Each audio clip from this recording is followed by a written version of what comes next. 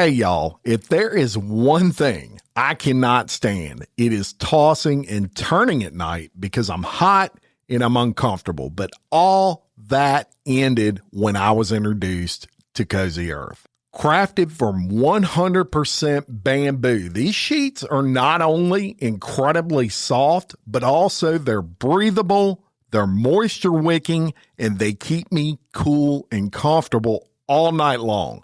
I literally sink into the bed and feel like I am sleeping on a cloud. They have everything from sheet sets to complete bedding bundles to comforters, everything you're going to need to get a night's sleep. And the brand has been featured on Good Morning America, In Style, Better Homes and Gardens. And guess what? They don't stop with bedding either. They got pajamas for both men and women. And I am telling you, they are the most comfortable pajama sets I have ever worn.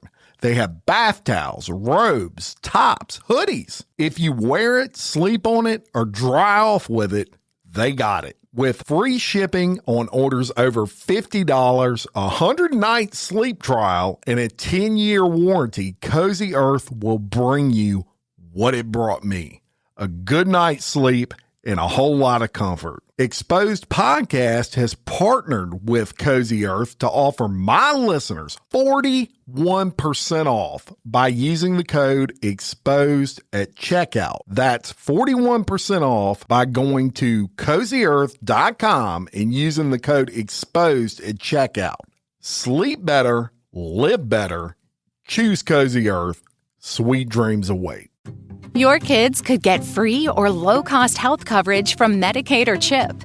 Even if you've applied before, they may be eligible now.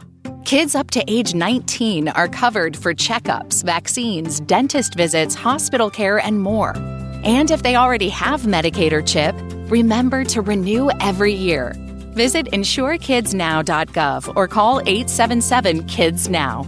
Paid for by the U.S. Department of Health and Human Services.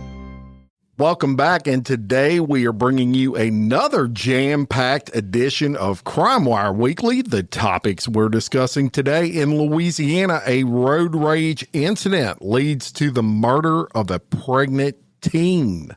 In Iowa, a woman is caught begging customers to blow into her Interlock device. In Boston, a former postal inspector is caught in the middle of a $330,000 scam you're not going to believe. In Tennessee, a 20-year-old cold case gains traction when a decomposing leg is found in a creek. In Chicago, over the Labor Day weekend alone, 54 separate shootings, all while the leaders of the city refuse federal help.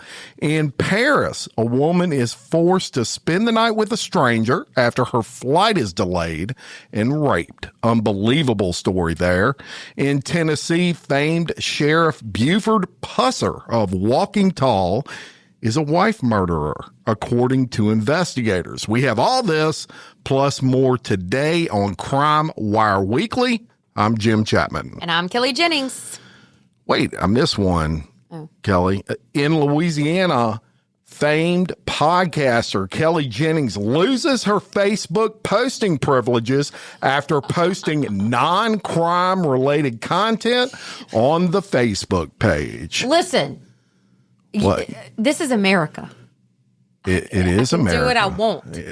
Well, I mean, you know, after my thousands of messages of where is there a crime when what was it, a frog house is posted on Facebook? I did it. I didn't know what to tell them. I just told them I would take care of it next time I saw Kelly, and her posting rights will be revoked for the next 2 weeks. It was a happy moment, and the ladies liked it. So, step off or hop off. I want to thank the thousands of you that reached out to ask me to discipline Kelly for this transgression. Transgressions. Yes. I'm just kidding, y'all. I did see that it got a lot of comments, and if you're wondering what this chick does in her spare time, there you go. She builds frog houses. Everyone needs equitable housing. Okay? Even frogs? Even the frogs. Well, they got it. They're all going to be at your house now. I'm sending all mine over there. How about that? I'll take it. All right, let's get into today's crime-related content, and we're going to start off in Louisiana, and a Tickfall man is now being charged with murder after shooting at a car, hitting and killing a 17-year-old pregnant girl during a road rage incident. Caitlin Strait, 17, of Ponchatoula, died just 2 days after that incident. Strait, who was a passenger in a Ford Expedition in the Ponchatoula area when that incident occurred. Barry West, who was 54, of Tickfall, was driving a Dodge truck in the same directions. The two cars were tailgating and brake checking each other before West fired his gun, hitting Strait, who was in the passenger seat. The driver of the car realized Strait was shot and called 911 before driving to the hospital. Strait was pregnant, and miraculously, the baby was delivered via C-section and is doing well in NICU. Deputies said West believed the occupants of the car in front of him shot at him first, but evidence confirmed no other shots were fired in that incident and no weapon was found in the car the victim was traveling in. West's charges have been upgraded to include 1 count of second-degree murder. The remaining charges include 3 counts of attempted second-degree murder, 1 count each of illegal use of a weapon, and obstruction of justice.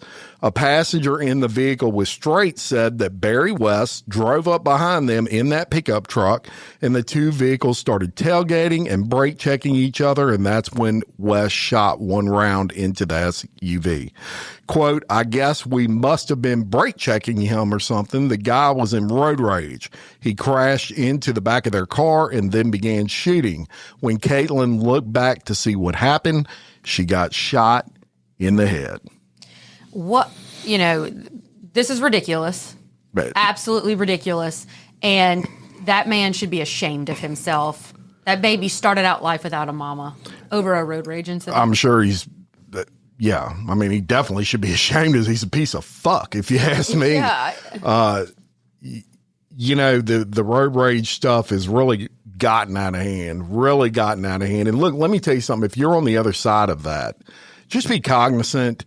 Even if somebody's being an asshole, man, even if they're out there, riding your bumper and doing all kinds of stupid stuff, you never know what people have in that vehicle. And I've been on the, side of that where I've kind of almost lost my cool with someone that's tailgating me or doing something stupid. But it's not worth your life, ever. It's not worth your life. Just let them by. How are you taking it that personal? And I'm not above it. I mean, I've gotten pissed off at drivers too.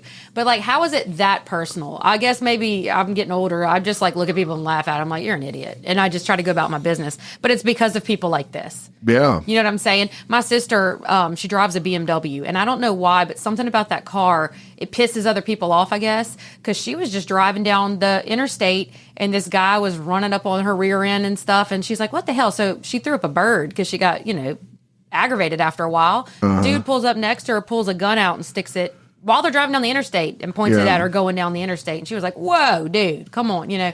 People are nuts. Yeah. That's the problem. You can't handle a little vehicular interaction. You don't need to be carrying a gun. Well, and you just never know who you're dealing with. You never know who's in that other vehicle. It's just better just to killed a pregnant girl. To let him go. I hope you're proud. I hope when you go to prison and they're asking you. He's ruined his life. Yeah, I know. He'll be in prison the rest of his life. You ended her life and you've destroyed your own. I hope it was worth it. That 30-second interaction. It's just disgusting. And there's nothing else to say about it. Are you serious? Yeah. Really? That's what we're doing now. Well, it's a prime example of one quick witted mistake, and you can lose your life on both ends of it. This guy's ruined his life because he got pissed off and lost his shit for 20 seconds, right? However long it was. I don't know who this guy was. I don't know if this was out of character for him or if he was just a total asshole in life. Yeah.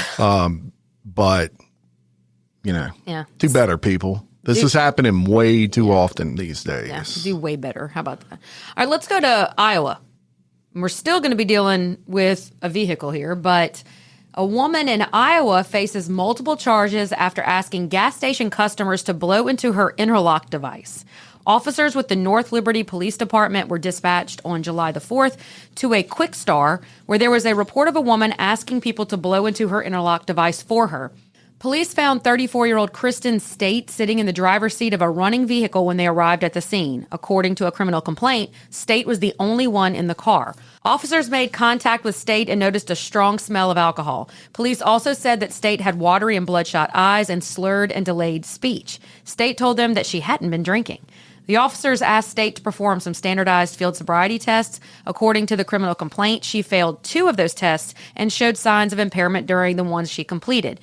Testing revealed that State's blood alcohol content was 0.351. That's crazy. That's insane. State is charged with operating while under the influence, driving while license is denied or revoked, and tampering or circumventing with an ignition interlock device. State has had 3 prior operating while under the influence convictions within the last 12 years. Couple things crazy about that article right there. Number one, 3.51 alcohol level. I don't know how you're not dead. 0.351. Yeah, that. I don't know how you're not dead. I've had people talk to me, officers, sometimes they'll have officers intentionally get drunk when they're training and they're going through these DWI procedures, and they've had guys sit down that, look, they drink a lot and they sit down and they drink 12 beers and basically shotgun these 12 beers. They're still not 3.51. 0.351. Whatever. They're still not that. That's crazy. That's almost dead. That's almost dead. If you're 4, you're dead in most cases. She obviously is an alcoholic. We can start there. But yeah. This woman, though, this isn't, the numbers aside are crazy, but 3 DWIs now. In 12 years. In 12 years. And you're averaging 1 at every 4? I'm not good at math. But yes. You're going to kill people. You may kill yourself, but you're going to kill somebody. It's just a matter of time. Well, the percentage goes up every time. And in this case, she didn't even have the right to be driving. I mean, she couldn't even start her own car. Yeah, which those of you that don't know what an interlock device is, you have to breathe in it, and if you have any alcohol in your system, your car won't start. But imagine being at the grocery store or the gas station or whatever, and this woman walks up and says, will you breathe in my... What kind of freaking idiot would do that? That's what you got to ask yourself. Thank God nobody did. Yeah, and they reported it, which is excellent because it got her off the street. That's right. I mean, and I feel like sometimes I sound like such a stickler, but damn, I mean, if you're just going to be pounding drinks like that and you can't handle it, fine. There's Uber. Like, damn. There's always options. There's it's always stupid. This is stupidity. And I hope that a judge looks at this and goes, all right, bitch, how about we just lock you up for a while and then you can't get on the street? But the question is, how did she get there? Yeah, no, she drove there drunk. But how did she do that if you can't start your car without... Somebody blew on it? Exactly. That's my point. Yeah. Somebody somewhere was dumb enough to blow on it for this lady to get her to the gas station. Or she shotgunned the drinks there. No, or she started the car and it idled. Think about it. She could have started that car and let it idle because she knew she was going to be drinking and she'd be going somewhere. Could have. Yeah. I mean, it's possible. Think like an idiot. I mean, you're willing to get multiple DWIs. You're going to do dumb shit. It's true. You could have done it. Just let it run and then went out and let it run while you were in the bar room. Yeah, really. I guess so. Really. But I don't condone that and don't do that. But hopefully... If I was a Giving judge, out tactics, Kelly. I know this is why God didn't make me the brightest one, because if I was able to be a judge, people would they would cringe when they walked into my courtroom because I would be like, "You're done." This is something that if we don't stop it, nothing's going to. If nothing changes, nothing changes. You put an interlock device in at this point. I think that these laws should continue to compound, which I believe they do. But I'm saying we need to do some serious time. Helped a lot. We need to do some serious time. For this. I agree. Some serious time. I had heard somewhere that the first offense was a misdemeanor. It is. That's crazy. It is. Ask me, because the guy who drove his drunk ass into my house with a truck and could have killed my family, it's a misdemeanor. Yeah, that's crazy. It's sick. Should never be. It should be a felony first offense. $10,000 in property damage, and he's got a misdemeanor. Nuts. Now you know why I'm so angry about that. You shouldn't have given me that story. Now I'm going to be pissed off the rest of the day. Thanks, Sorry. Jim. Sorry. We'll go to Massachusetts, and we're going to talk about a former U.S. Postal inspector who oversaw the fraud department for the U.S. Postal Service. Well, he's been charged with stealing more than $330,000 from packages mailed by victims and using the money for home renovations, vacations, and even escorts. Scott, Wait. We're going from home renovations to escorts. That's right. For the love of God. I mean, Scott Kelly's a player, right? In 51 of Massachusetts, he was charged in a 45-count indictment returned by a grand jury in Boston for wire fraud, mail theft by a postal officer, theft of government money, a whole bunch of shit. After allegedly stealing cash from packages, Kelly laundered it and used $15,400 to pay for sexual services from 2 escorts. Damn, that's some expensive escorts. No. $15,400. An escort? Jim, we got to You better start a throw different that in the sky and it turn into sunshine. Listen, we have to start a new Holy podcast. smoke, man. Escorts. $15,400 for 2 escorts. Is that over a period of That time? must have been some fine-looking women. Or they knew their craft. No, that ain't over time. He just paid. That was a one-shot deal. Damn, Scott. We want $7,000, whatever it is, $200 each to get this stuff, and he paid it. Well, it was somebody else's money. It was easy for him. Yeah. It's a no-brainer. Here, you can have it. Damn. Crazy. Sometimes on work days, and went on to say, on work days. So that sucker doing it at work. He's putting the master. Yeah, I guess it was more than once. Oh. $30,188 for a new swimming pool patio and lighting, a granite countertop for his outdoor bar, and $4,300 for a Caribbean cruise. I mean, I'm in the wrong business all over the place. Is it Caribbean or Caribbean? I say Caribbean. I say Caribbean. That's why we don't Is get there along. a right and a wrong? Is there a right and a wrong to that? I think so because I want to be right. Oh, wait. How do you say? Well, let's ask the people. They loved last time to tell me I was wrong on something. Yeah, and I was right.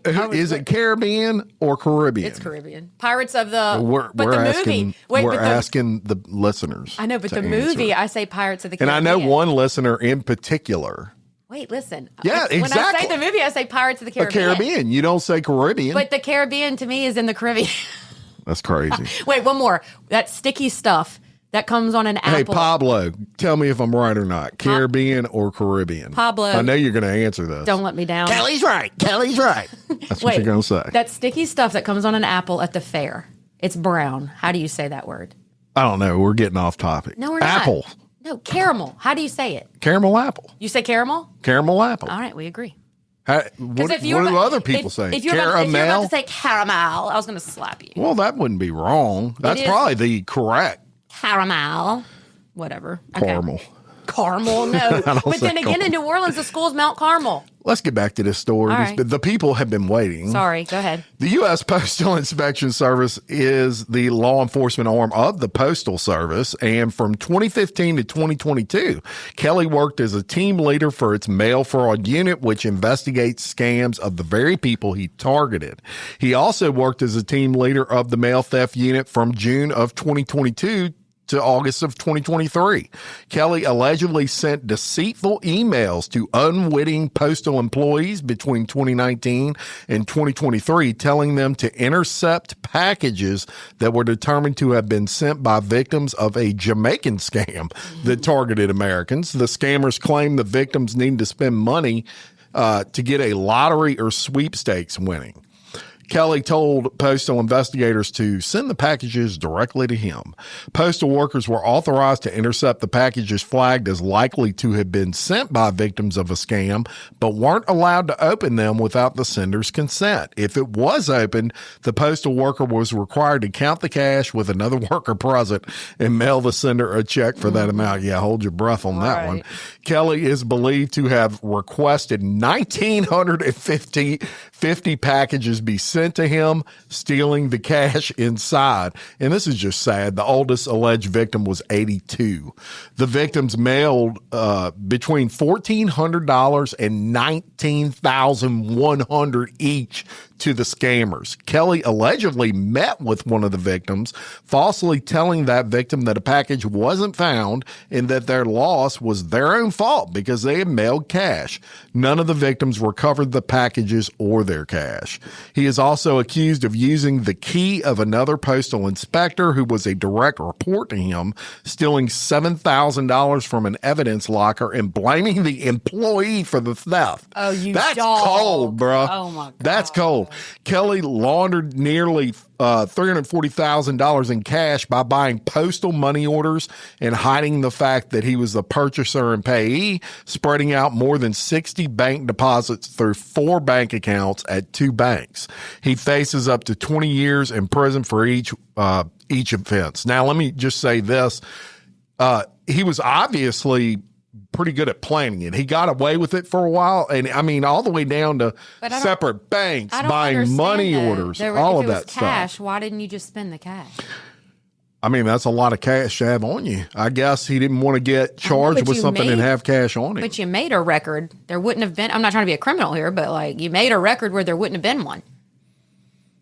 I can't, I don't know. I don't think like him. Get criminal, Jim. The point of the story is, look, scams are a big freaking deal. So let me tell you this. People do this dumb shit. Oh, absolutely. So I met a guy, allegedly, not allegedly, he actually did prison time, who, unfortunately, when you're in the fraud business or in the business of detecting fraud, obviously that's going to alert you to how the fraud is done. Oh, yeah. So I had a friend that... And how they follow up on it. Yeah. So I had I'm going to say friend loosely. I mean, we're not good friends or anything. But anyway, he did time in prison. Well, one day after some drinking, I'm like, bro, I got to know why you went to prison. Like, this is, it had to be blue collar. You are not a thug. And he was like, yeah, I kind of messed up. So he was a manager at a bank.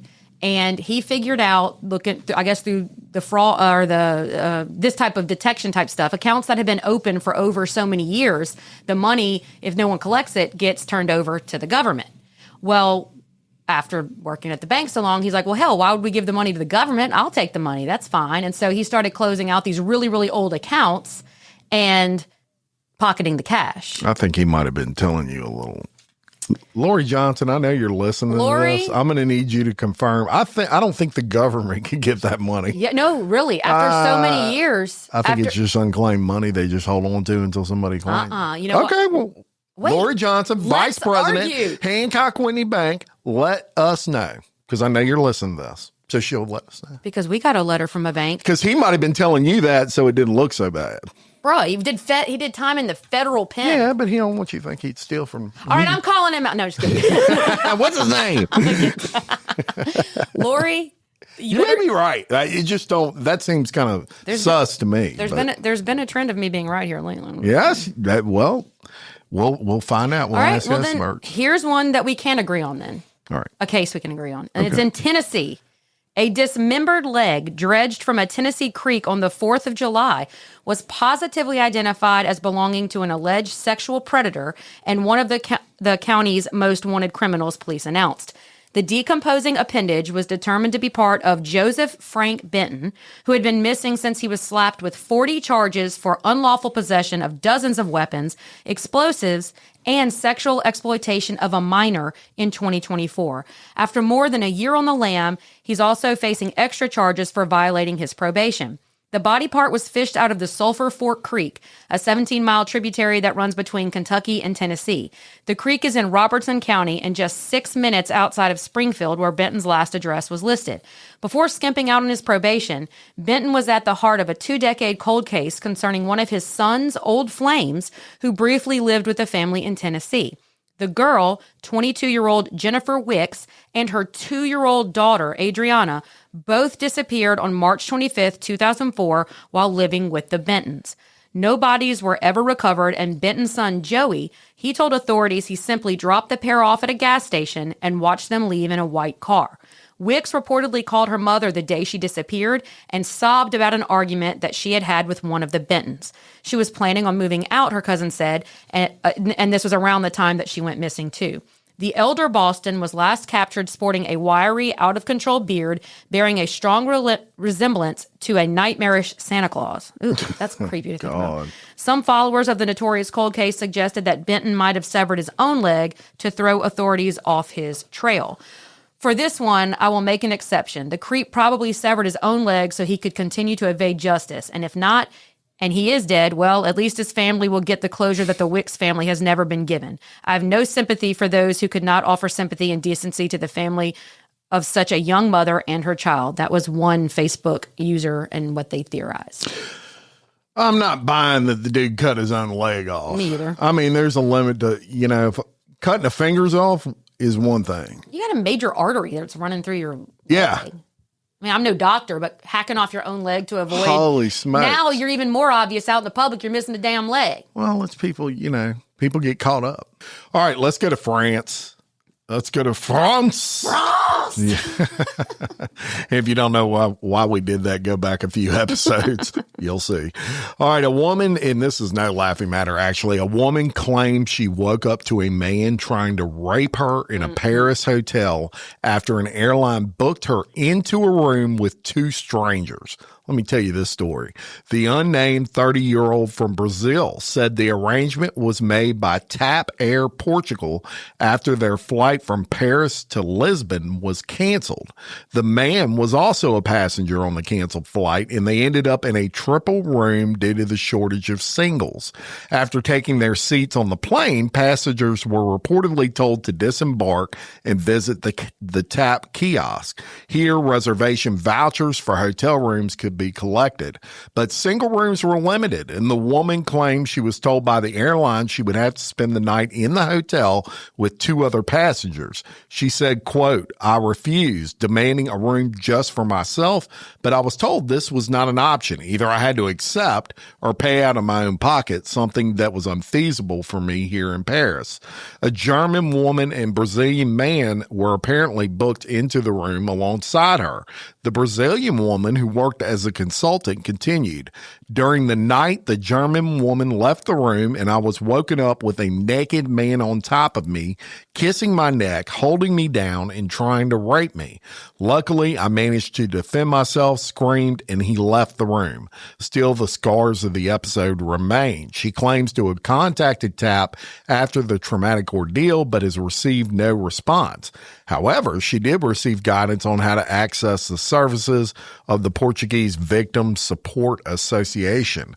A lawsuit has been reportedly filed against the airline, I would imagine so, right, for moral harassment and negligence, and the woman is seeking legal and psychological support in Brazil. She has also filed a police report about the sexual incident. Unbelievable. And why? Does that really happen, that they would put you in a room? I mean, obviously it does, but that is crazy. Who would do that? Is that common there or something? And it not must here? be, because that's. I don't ever remember hearing a story in the United States about. I mean, people miss flights and they give them hotel vouchers, or flights are delayed, but they don't put them with strangers. Like hell, I would be in a room. I'd be with like, a I'm gonna be stranger. sleeping in the airport. Really? And you can give me a voucher for a bunch of coffee. Well, this is a real snacks. pretty girl. I want. It'll be like- Oh my god. I'm over there. I Like, hear we're roomies. No, I'm want kidding, some- y'all. I joke. I'm gonna lay on the floor and I'm gonna be like, I want some powdered donuts and a keychain and some other shit because I'm not going in a room with somebody else. Hey, that makes me think of something. One time, What if it was another girl though? no, Not even another girl. shit, no, I trust no one. I don't even trust you right good. now. Jim. I'm just kidding. One time my mom was working, she would have to travel out of town and they would stay obviously these hotels to do these seminars. And so they gave her room key and she was staying with her best friend. They both worked together. So they were staying together in a room, separate beds. Well, my mama takes the key, goes into the room and she goes and she drops the stuff down on the bed. And then her friend's name is Debbie. They kind of looked at each other and they were like, what the hell? And they walked over and opened the bathroom door and there was a man in the shower. They had put them in a room with a person that was already in there and they left, obviously. Yeah. But I've had something similar happen. no way. I walked in a room one time with a key that they gave me and it was someone else's room. They weren't in there, but their luggage and stuff was all sitting there and you could tell. I mean, Yeah. I think this was in like when we went to Disney World one year or something. And there was even like bags of shopping stuff, and I'm like, I don't think this is the right room. Sure enough, they had messed up and gave us a key copy to the wrong room. That's crazy, scary. huh? Like, what if it was the middle of the night and you were asleep and then somebody walked in? Yeah. Oh my God, you might see something you don't want to see. I might. Or something I do want to see. Oh my God. Lock your doors, people. Jim's out. I'm telling you. All right, look. Florida. Okay. Now, this place actually always scared me, speaking of scary shit, but Chuck E. Cheese. You ever been? Read the story and I'll tell you. Okay. I'll tell you what I know about Chuck E. Cheese. Newly released body cam footage shows the arrest of a man dressed in a Chuck E. Cheese mascot costume in Florida. The man who was identified as Jermel J. Jones was working his shift at the restaurant on Wednesday, July 23rd, when the officers rushed into the building and took him into custody. In the video released by the Tallahassee Police Department, officers can be seen struggling to handcuff Jones at first, telling him to stop resisting before grabbing his arms and pulling them behind his back. "Come with me, Chucky," one of the officers can be heard saying as they led him out of the restaurant into the parking lot.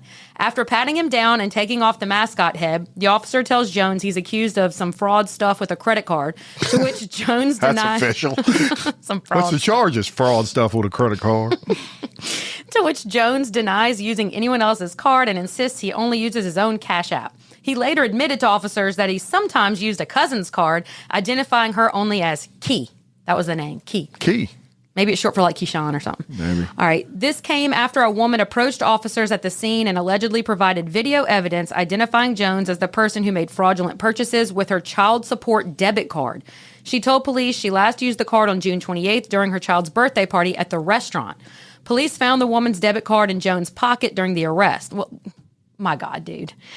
Investigators also reviewed surveillance footage from a nearby store along with transaction logs that allegedly showed he had used the card in multiple locations. Jones was charged with 3 felonies: theft of a credit card, criminal use of personal identification information, and fraudulent use of a credit card over 2 times within 6 months. We have taken the appropriate action concerning the subject employee, a spokesperson for Chuck E. Cheese said, and Jones was booked and released the next morning on a $1,000 bond. Wow. Wild story. You ever been to Chuck E. Cheese? I have, and it would scare the shit out of me whenever that thing with the guitar would lean forward and his head. Oh my God, trauma. The audio animatronic. Yeah, people? They should call it Trauma Cheese because that was scary. Trauma Cheese. Well, I've also been there, and here's something you don't know about me. Not only have I been there, I worked there. Of course you did. Not only did I work there, I was you 16 and I was Chuck E. Cheese. Oh my God, I am in the room with the I real was the Chuck E. mascot. Cheese. That's right. And look, you want to know how I got fired? Because it ain't easy being cheesy. Because I got fired from Chuck E. Cheese. Why did you get fired? So that was a fun job, y'all. It really was. It was fun. I'd go out there in the little costume for birthday parties and stuff. I was 16 years old. And one of the things that people don't realize, if you've ever been to Disney World or something like that, if you notice when you go up to the characters, they cover their mouth a lot. And the reason they do that, it's cute. It looks like they look surprised, but that's not why they do it. They do it because that's how they see out. There's a netting where their mouth is, and that's how you see in front of you. Yeah. So they cover it because if you get close enough, you can see someone's face behind that netting. Well, I would do that when the kids would come up. One time I forgot to do that at a party. And so this kid came up, and this kid's looking, and I can see he sees me, and so I throw my hand up to cover my mouth, and he says, "You ain't no real Chuck E. Cheese." That's exactly how he said it. And I can't talk back and say, "Yes, I am. Yes, I am. I'm Chucky." So I'm just like shaking my head, and I'm trying to distract him and do a dance or something. He's like, "You ain't no real Chuck E. Cheese." And he said that like 3 times, and he kicked me in the nuts. No kidding. Hard. This was like, look, this wasn't a birthday party with a 6-year-old. This dude was like 12. Like, what are you doing at Chuck E. Cheese anyway? Grow up, punk. I know. So Tell me you smoked a 12-year-old. He's running around. He's telling all his friends, he ain't no real Chuck E. Cheese. Kicked me in the nuts. And so I leaned down because, it hurt. Yeah. And as I leaned down, I said, "No shit, kid." Now, I was only 16 at the time. Well, this kid turns around. This is the middle of a party. Everything's loud. Everybody's hooting and hollering. And he says, "Chuck E. Cheese just said shit." And the whole party stopped. I mean, it was like you could hear a pin drop. And everybody's looking at Chuck E. Cheese, i.e. me. And I just looked at him and said, he lying. Oh, my God. Went, took my Chuck E. Cheese costume off and left. And never went back. Never wore That was my last day. You never wore the suit again. At Chuck E. Cheese. I think that you've maybe You ain't no tainted real Chuck E. Cheese. You've tainted the cheese suit because now everyone's in trouble. Yeah. That sucker got hot though, man. Did Sweating it stink? up. Yeah. I mean, not really stink, but there was some stuff you'd spray on it every day when you took the suit off, and it was like this decontamination stuff. Antimicrobial. Yeah, there was like 4 suits. So it wasn't like someone came right behind you and put the suit back on. Yeah. And it was all nasty. I mean, it was cleaned every day. Yeah. But, I mean, it's sweaty up in there. My God. But, I don't sweat. I perspire. Jim. I perspire. You sold paint. You were Chuck E. Cheese. I was Chuck E. Cheese at 16. And a drug dealer. I sold paint for 22 years. And no-dos, bro. Yeah. This guy is well-tried. We have to do a biography on you.